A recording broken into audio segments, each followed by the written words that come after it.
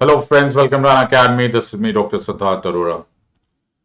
Friends, इस exam UPSC civil service examination 2023 के prelims का टेस्ट पेपर देखने के बाद आई थिंक हम सब लोग एग्री कर सकते हैं कि अब ये एग्जाम ही नहीं रही, इसका नाम ही बदल देना चाहिए. It is not know longer an exam. ये एक रिडल हो गई है, एक मुअम्मा हो गया, एक पजल है, एक पहेली है, जिसको सॉल्व करने के लिए सिर्फ एक लाइन में, एक लीनियर लाइन में किताबों के ऊपर किताबें पढ़ते रहना not enough at all. Not enough at all.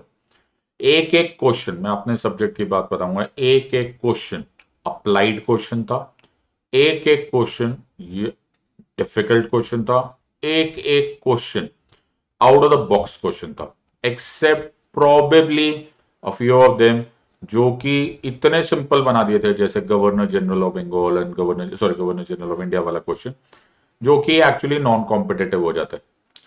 अब इस एग्जाम के होने के बाद अलग अलग तरह के रिएक्शंस आए, जिससे कि सोशल मीडिया पूरी तरह से भरा हुआ है. सोशल मीडिया पे, यूट्यूब पर हमने दो मेन टाइप के रिएक्शंस देखे, और उन दो मेन टाइप्स ऑफ रिएक्शन में जो फर्स्ट ग्रुप, जो कि एक बहुत हैवी वेट 90% रिएक्शन था, वो बड़ा ही जबरदस्त नेगेटिव रिएक्शन था, जिसको मैं एक्चुअली डिस्करेज करना चाहता हूँ.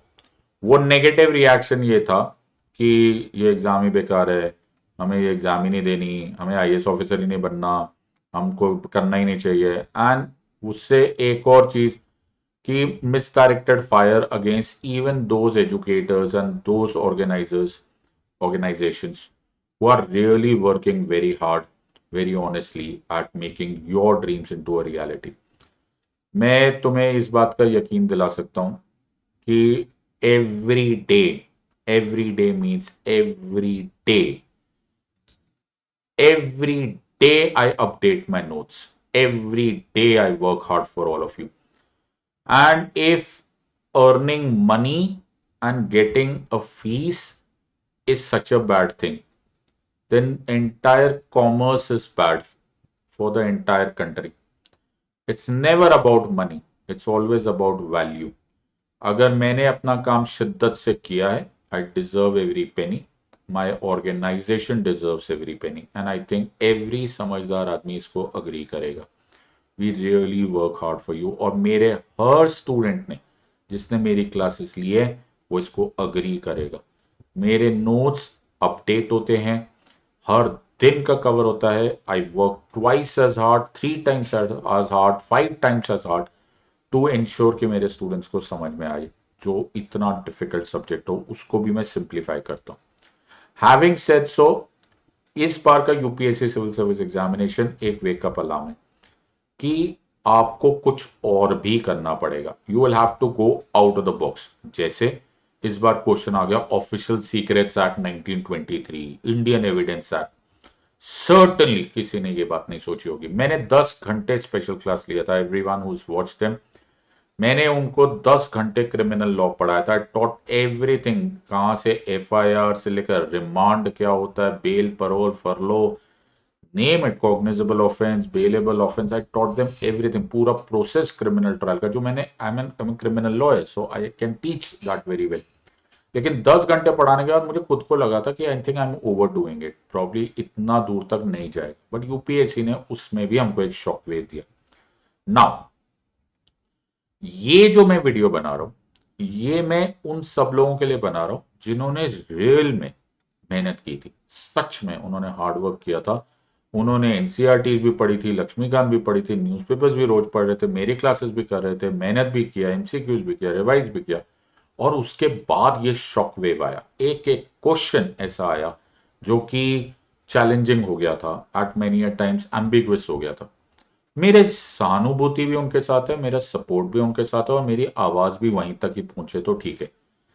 एक वास्ट मेजोरिटी ऑफ एस्पिरेंट्स ऐसे थे जो होते हैं. यूपीएससी कैटेगरी में दो कैटेगरीज होती है. एक वो सीरियस जिद्दी कैटेगरीज, जिन्होंने कसम खा ली है कि मैं इस एग्जाम को क्रैक करूंगा. अगर तो आप वो उस कैटेगरी में हो तो आप प्लीज इस वीडियो को कंटिन्यू करना. और अगर आप उस कैटेगरी में हो जिसमें वो वाले ग्रुप होता है कि जी हमें तो पढ़ना ही नहीं आता, पढ़ लिया तो कौन सी बड़ी बात है, नहीं हुआ तो भी क्या फर्क पड़ता है, क्योंकि हमने तो कोई मेहनत ही नहीं की, हमें तो सिर्फ सोशल मीडिया पे रैंटिंग करने की, हमको बाद में सिर्फ शाउट आउट करना है. उनको तो ऐसे भी कोई नहीं फर्क पड़ता एग्जाम डिफिकल्ट हो या सिंपल हो, डजेंट मैटर। उनको तो बेसिक रिपब्लिक क्या होता है और रूल ऑफ लॉ क्या होता है वो भी नहीं पता था, वो तो उसमें भी बेहोश हो जाते। मेरा उनसे कोई मतलब ही नहीं है, मेरा उनसे कोई तवज्जो ही नहीं है, doesn't matter at all.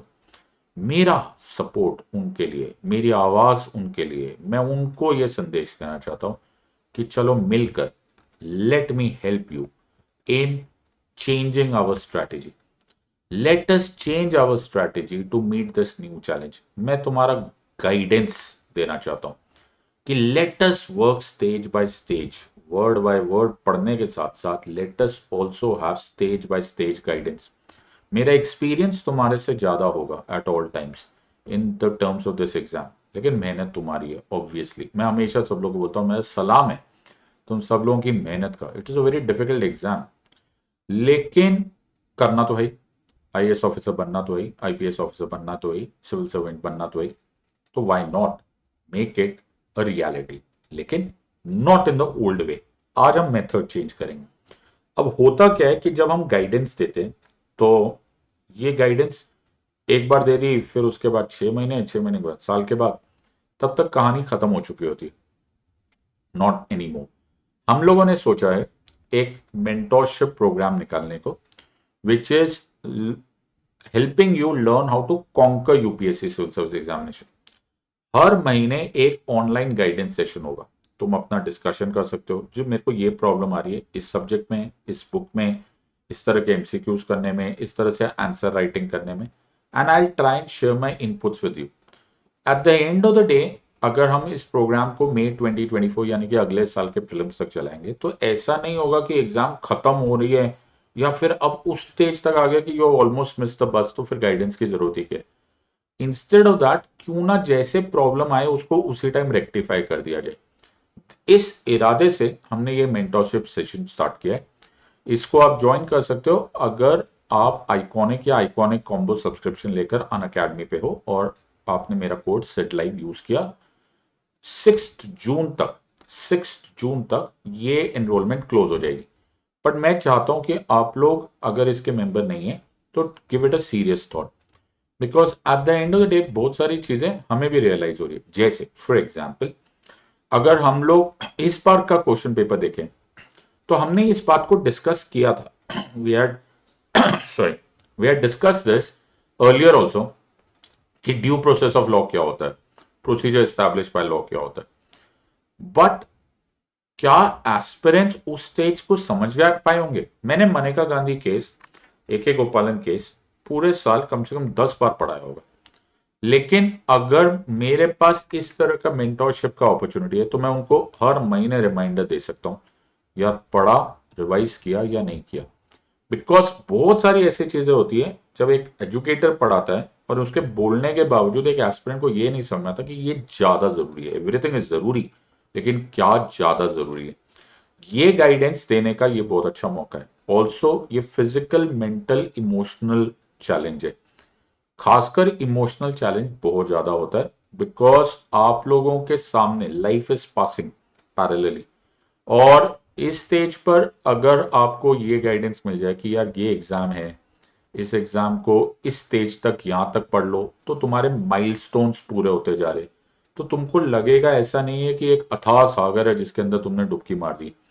Instead of that मैं तुम्हें स्टेजेस बता सकता हूँ कि यार 3 महीने हो गए, 6 महीने हो गए, अगर तुम यहाँ पहुंच गए तो ठीक है, नहीं तो और 10% पुश करो अगले 3 महीने में। रिमेंबर, जैसे कंपनीज के क्वार्टरली रिपोर्ट्स होती है, वैसे तुम्हारी भी क्वार्टरली रिपोर्ट्स हो सकती है। All of that is possible, मुमकिन हो सकता है if we meet more often than what we normally meet in an online guidance session. I welcome you at an Academy's mentorship session. उम्मीद ऐसी है कि हम लोग आपके काम आ पाएंगे to give you a realistic chance of cracking this already tough exam which has been made tougher.